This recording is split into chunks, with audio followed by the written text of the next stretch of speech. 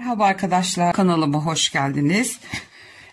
Bugün de bir lastik örneği göstermek istiyorum sizlere. Cilveli lastik ya da fantazi lastik diye adlandırılan lastik örgüsünü göstermek istiyorum. Önü arkası hep aynı ve çok güzel duruyor. Çok fazla esnek değil, o yüzden kolay yıpranmıyor. Her türlü örgüde kullanılabilecek bir lastik örneği. Ben şimdi şöyle ufak bir parçada göstereceğim. 15 tane ilmek attım şişime ve hemen örmeye başlayalım. İlk ilmeğimi ters örüyorum. İkinci ilmeğimi bu şekilde değil, bu şekilde batıyorum. İpliği normalde böyle alttan dolarız. Bunda düz ilmekte üstten doluyoruz. Ters ilmeklerde hiçbir işlem yok. Normal ters örgü örer gibi örüyoruz. Bunun püf noktası sadece düz ördüğümüz ilmekte. Şu şekilde batarız normalde. İlmeğin arka kısmından batıyoruz. Alttan değil, üstten dolanarak batılıyor bunda. Şimdi birkaç sıra örünce zaten model ortaya çıkacak. Tersi normal ördüm. Arka taraftan ilmeği şişe soktum ve üstten doladım, ipliği çektim. Ters ilmeklerde hiçbir problem yok. Onda normal örüyoruz. Bu şekilde önden değil, arka taraftan batıp ipi alttan yukarı doğru değil, yukarıdan aşağıya doğru doluyoruz. Sadece düz ilmeklerde örülüş farkı var. Başka da hiçbir değişiklik yok. Gördüğünüz gibi arka taraftan batıp üstten doluyorum ilmeğimi. Tersi normal örüyorum. Arka kısmından batıyorum ilmeğe. Alttan değil, üstten dolayarak ilmek örüyorum.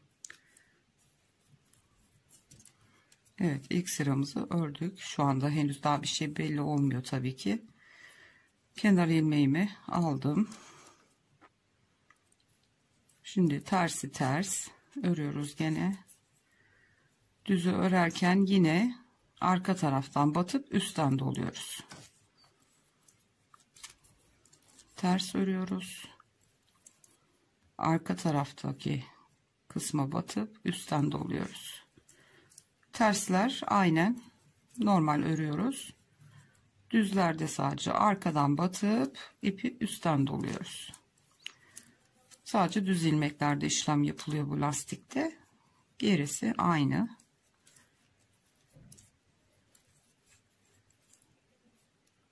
Arkadan battım, üstten doladım.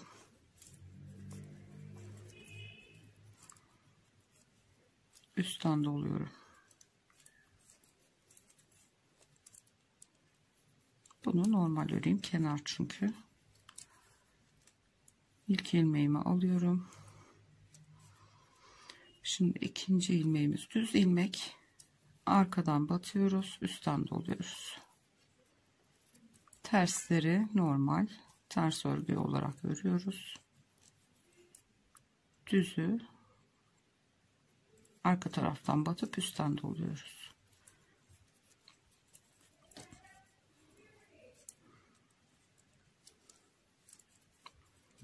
Şu tersler de dönük oluyor. Düzeltmek için uğraşmayın. Bu şekilde batacaksınız. Sakın düzeltmeyin. O arka tarafta düz ilmeğin görünümünü bozarsınız. Bu şekilde direkt batın ve tersinizi örün. Düzü arkadan batıyorum, üstten doluyorum.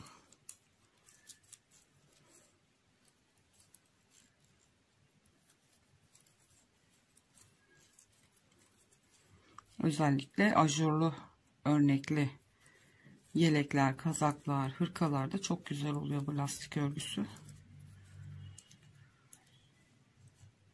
Normal kenar ilmeğimi alıyorum. Ters ilmeğimi örüyorum.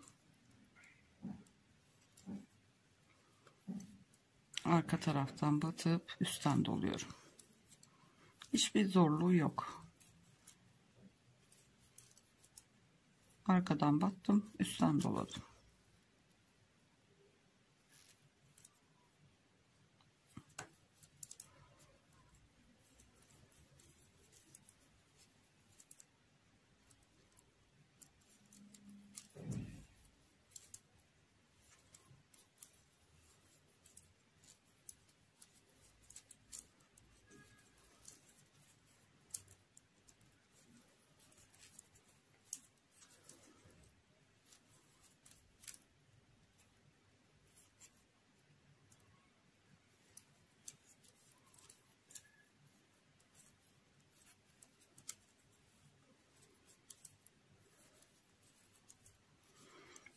Evet, görmüş olduğunuz gibi modelimiz ortaya çıkmaya başladı bile. Evet arkadaşlar, görmüş olduğunuz gibi çıktı ortaya. Örülüşü bu kadar basit. Siz de her türlü örgünüzde rahatlıkla kullanabilirsiniz. Tek dikkat etmeniz gereken, dediğim gibi, düz ilmekleri örerken arka kısımdan batıp üstten dolamak. Onun haricinde hiçbir zorluğu yok. Çok da hoş duruyor. Ve yıpranmıyor çok çabuk. Diğer lastikler gibi esnemiyor. Çok hafif bir esneme payı var. İlmekler döndüğü için bolluğu gidiyor ve gayet de hoş duruyor bence.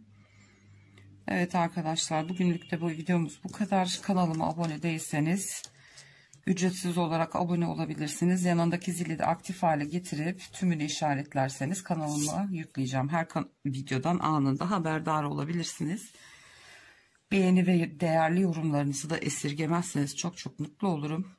Bir sonraki videoda görüşünceye kadar kendinize ve sevdiklerinize çok iyi davranın. Hoşça kalın.